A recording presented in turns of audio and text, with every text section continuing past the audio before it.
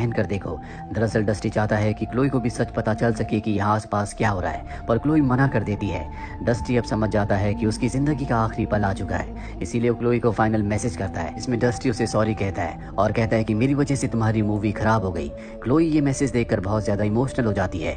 वहीं डस्टी जिस रूम में छुपा हुआ होता है, अब जैक अपने साथियों के साथ वहां पहुंच जाता है और दरवाजा तोड़कर अंदर आ जाता है और डस्टी को पकड़ लेता है। वहीं क्लोई के पास जो 2D ग्लासेस होते हैं जो डस्टी ने उसे दिए थे, वो उन्हें पहन लेती है और उन्हें पहनने के बाद जब वो स्क्रीन की तरफ देखती है तो वहां पर एक बहुत बड़ा एलियन होता है जिसके बहुत सारे टेंटिकल्स होते हैं और उसके टेंटिकल लोगों के सिर पर चिपके हुए होते हैं। दरअसल ये एलियन यहाँ पर सबको एलियन बना रहा होता है। ये सारा मंजर देखकर क्लोई डर जाती है और यहाँ से भागना चाहती है, पर उसके आसपास जो उसकी दोस्त बैठी होती है वो उसे पकड़ लेती है क्योंकि अब ये भी एलियन बन चुकी है। यहाँ पर लगभग सभी लोग एलियन बन चुके हैं। क्लोई यहाँ से भागना चाहती है पर सब के सब उसे पकड़ लेते हैं और वापस उसी की सीट पर बिठा देते हैं। जिसके बाद एलियन का एक टेंटिकल उसके पास आता है जो उसे भी अब एलियन बनाना चाहता है, पर उसकी सीट के पीछे बैठा हुआ आदमी जिसके पास एक अजीब सी तलवार थी, वो उस तलवार से उस टेंटिकल के ऊपर वार कर देती है, जिससे उस टेंटिकल के साथ साथ यहाँ पर जितने भी लोग होते हैं जो सब के सब एलियन बन चुके हैं जो क्लोई को पकड़ रहे हैं, उन्हें भी बहुत दर्द होता है। और इस मौके का फायदा उठाकर वो पीछे जाती है जहाँ की विंडो से प्रोजेक्टर रूम के अंदर एंटर कर जाती है। प्रोजेक्टर रूम में वो अपने अंकल डस्टी को देखती है जिसे जैक ने बांधा हुआ होता है, और इससे पहले कि वो उन्हें छुड़ा पाती यहाँ पर जैक और उसके दोनों साथी आ जाते हैं जो उसे भी पकड़ लेते हैं। इसके बाद जैक अंकल डस्टी के पास जाता है और उन्हें कहता है कि जब मैं एलियन नहीं था तो मैं बहुत अकेला था,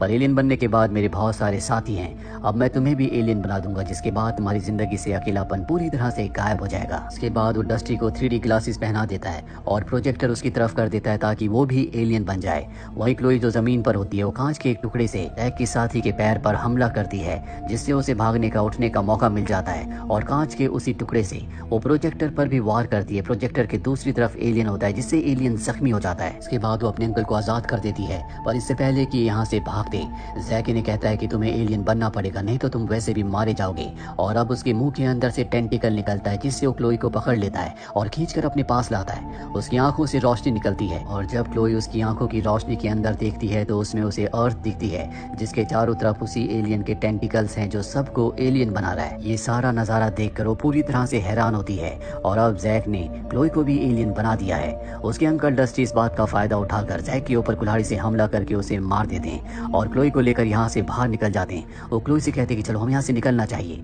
पर क्लोई जिसने सच्चाई जैक की आंखों में देख ली थी वो कहती है कि अब यहाँ से निकलने का कोई भी रास्ता नहीं है। हमारे आसपास अब इंसान नहीं बचे, लगभग सभी लोग एलियन बन चुके हैं। तभी यहाँ पर थिएटर के सारे वर्कर और ऑडियंस आ जाते हैं जो सब के सब एलियन है।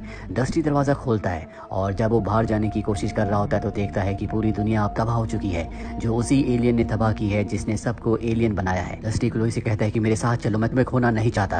क्लोई कहती है कि अब इसका कोई फायदा नहीं है और क्लोई वो गाना गाना शुरू कर देती है जो डस्टी को बहुत ज्यादा पसंद है। डस्टी गाना सुनकर इमोशनल हो जाता है। क्लोई डस्टी का हाथ पकड़ती है जिसके बाद डस्टी समझ जाता है कि अब उसके पास कोई भी रास्ता नहीं है।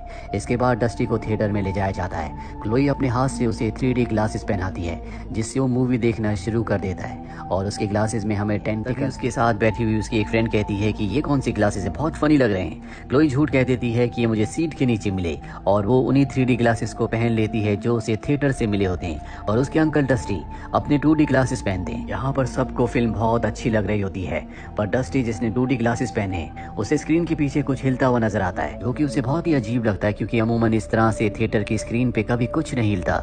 इसीलिए अपने पास बैठे हुए आदमी से उसके 3D ग्लासेस मांगता है ताकि वो देख सके कि सच में स्क्रीन के पीछे कुछ है या नहीं, पर वो आदमी उसे 3D ग्लासेस देने से मना कर देता है। जिसके बाद वो क्लोई के पास जाकर क्लोई से कहता है क्यों ना तुम मेरे 2D ग्लासेस से एक बार फिल्म को देखो, मुझे स्क्रीन के पीछे कुछ हिलता हुआ नजर आ रहा है। और क्लोई कहती है कि मैं उन ग्लासेस को नहीं पहनूंगी। जिसके बाद डस्टी अपनी सीट पर बैठ जाता है और अब जब वो मूवी देख रहा होता है तभी उसे मूवी की स्क्रीन के पीछे से एक टेंटिकल बाहर आते हुए दिखता है जो धीरे धीरे आगे बढ़ रहा होता है, पर ये टेंटिकल डस्टी के अलावा किसी को भी नहीं दिख रहा। और जब वो डस्टी की रो के सामने आता है तो डस्टी जोर से चिल्लाता है जिस वजह से टेंटिकल को पता चल जाता है कि डस्टी ने उसे देख लिया। डस्टी की तरफ बढ़ने लगता है लेकिन डस्टी अपने पैर सीट के ऊपर रख लेता है जिस दौरान उसके ग्लासेस गिर जाते हैं। वो देखता है कि टेंटिकल गायब हो चुका है। वो किसी तरह से सीट के नीचे से अपने ग्लासेस निकालता और पहनता है। आसपास टेंटिकल नहीं होता और जब वो ऊपर देखता है तो टेंटिकल उसी के ऊपर होता है जो उसके सर को पकड़ लेता है। डस्टी उससे छूटने की कोशिश करता है और अगले पल एक बार फिर से वो अपने ग्लासेस उतार देता है जिसके बाद वो टेंटिकल गायब हो जाता है। पर अब यहाँ थिएटर में जितने भी लोग बैठे होते हैं वो सब के सब डिस्टर्ब हो जाते हैं। डस्टी उन्हें बताता है कि यहाँ पर एक बहुत बड़ा टेंटिकल घूम रहा है जिससे हमारी जान को खतरा है, पर उसकी बात बात पर कोई भी विश्वास नहीं करता,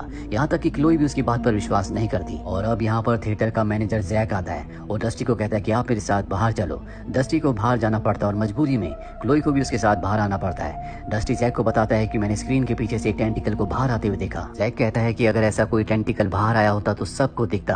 क्लोई कहती है कि सब आपके टूटी ग्लासेस की वजह से हो रहा है। अगर आपने उन ग्लासेस को पहना होता जो आपको थिएटर से मिले हैं तो आपको भी मूवी अच्छे से दिख रही होती। जैक कहता है कि आपने उन ग्लासेस को नहीं पहना जो हमने आपको दिए थे। डस्टी कहता है कि नहीं, मेरे पास मेरे ग्लासेस हैं। साथ ही जैक से भी कहता है कि हमने मूवी नहीं देखी और ना ही हम देखना चाहते हैं, इसीलिए हमें रिफंड चाहिए। पर क्लोई साफ साफ मना कर देती है। वो कहती है कि मैं मूवी देखने जाऊंगी और वो थिएटर के अंदर चली जाती है। जैक डस्टी से कहता है कि जब तक क्लोई वापस नहीं आ जाती आप प्रोजेक्शन रूम में वेट कर सकते हैं। और अब जैक अपने साथी के साथ उन्हें प्रोजेक्शन रूम में ले जाता है जहाँ पर एक बहुत बड़ा प्रोजेक्टर होता है जिसमें लाइट चल रही होती है। यहाँ पर एक लड़की पहले से बैठी हुई होती है। जैक डस्टी को बताता है कि क्लोई मेरी दोस्त है, मैं पहले से उसे जानता हूँ। और वो डस्टी को एक बार फिर से 3D ग्लासेस देता है, पर डस्टी एक बार फिर से उन्हें पहनने से मना कर देता है। जिसके बाद दिखाया जाता है कि जैक और उसके दोनों साथियों की आंखें बदलना शुरू हो जाती है। उनके चेहरों की वेन्स होती है और रेड हो जाती है। दरअसल इंसान नहीं बल्कि ये एलियंस हैं और ये तीनों के तीनों मिलकर डस्टी के ऊपर हमला कर देते हैं। डस्टी को ये मारने वाले होते हैं कि डस्टी अपनी जेब से सैंडविच निकालकर जैक के मुंह में डाल देता है जिससे उसे तकलीफ होती है। और जब जैक को तकलीफ होती है तो उसके दोनों साथियों को भी तकलीफ होती है। इसी मौके का फायदा उठाकर डस्टी यहाँ से भाग जाता है। जब वो सीढ़ी से नीचे आता है तो देखता है कि वहाँ कैंटीन में 3 लोग खड़े हैं जो एक दूसरे को इशारा कर रहे हैं। डस्टी समझ जाता है कि ये तीनों भी एलियन है और डस्टी अगर इनके सामने आया तो ये डस्टी को पकड़ लेंगे। इसीलिए डस्टी यहाँ से भागकर एक रूम में छुप जाता है। यहाँ से क्लोई को मैसेज करता और कहता है कि जो ग्लासेस मैंने तुम्हें दिए थे कम से कम उन्हें एक बार